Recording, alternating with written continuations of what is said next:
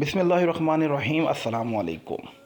جادوگر اور شیطانوں کے درمیان طے پانے والا معاہدہ جادوگر اور شیطان کے درمیان اکثر و بیشتر ایک معاہدہ طے پاتا ہے، جس کے مطابق جادوگر کو کچھ شرکیہ یا کفریہ کام چھپ کر یا علل اعلان کرنا ہوتے ہیں، اور اس کے بدلے شیطان کو جادوگر کی خدمت کرنا ہوتی ہے یا اس کے لیے خدمتگار مہیا کرنے ہوتے ہیں، کیونکہ جس شیطان کے ساتھ جادوگر معاہدہ کرتا ہے وہ جنوں اور شیطانوں کے کسی ایک قبیلے کا سردار ہوتا ہے۔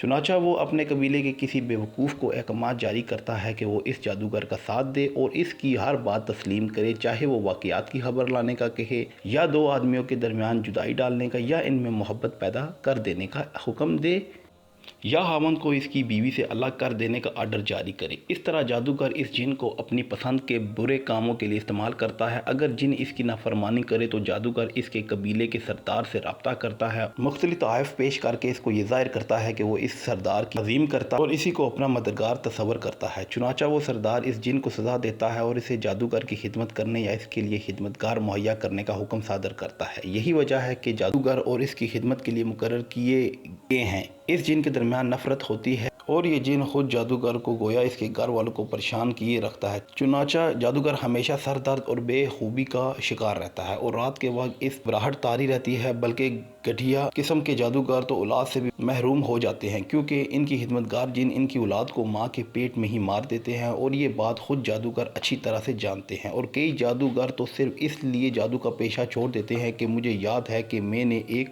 خاتون کا علاج کیا جس پر جادو کیا گیا تھا۔ میں نے اس پر جب قرآن مجید کو پڑھا تو جن خاتون کی زبان سے بولا، میں اس سے نہیں نکل سکتا کیونکہ مجھے ڈر ہے کہ جادوگر مجھے قتل کر دے گا۔ تم کسی ایسی جگہ پر چلے جانا جہاں جادوگر تمہارا پتہ نہ چلا سکے، وہ میرے پیچھے دوسرے جنوں کو بھیج کر مجھے پکڑوا لے گا۔ اگر تم اسلام قبول کر لو اور سچے دل سے توبہ کر لو تو میں تمہیں ایسی قرآنی آیات سکھا دوں جو تمہیں کافر جنوں کی شر سے بچا لے گی۔ نہیں، میں ہرگز اسلام کو قبول نہیں کروں گا اور عیسائی ہی رہوں گا۔ چلو خیر، دین میں جبر نہیں، البتہ اس عورت سے تمہارا نکل جانا ضروری ہے۔ میں ہرگز نہیں نکلوں گا، میں تمہیں نکال دینے کی طاقت رکھتا ہوں۔ اللہ کی مدد کے ساتھ ابھی بھی قرآن پڑھوں گا اور تم جل جاؤ گے۔ پھر میں نے اسے شدید مارا اور آخرکار کہنے لگا میں نکل جاؤں گا، اور اس طرح وہ الحمدللہ اس خاتون سے نکل کر چلا گیا۔ اور یہ بات یقینی ہے کہ جادوگر جس قدر زیادہ کفریہ کام کرے گا، جن اتنا زیادہ اس کے احکامات کو مانیں گے اور بڑی تیزی کے ساتھ ان پر عمل کریں گے، وہ اتنا کم کفریہ کاموں کے قریب جائے گا۔ جنات اس کی باتوں پر اتنا کم عمل کریں گے۔ مزید جاری ہے، برائے مہربانی اس کے اگلے 8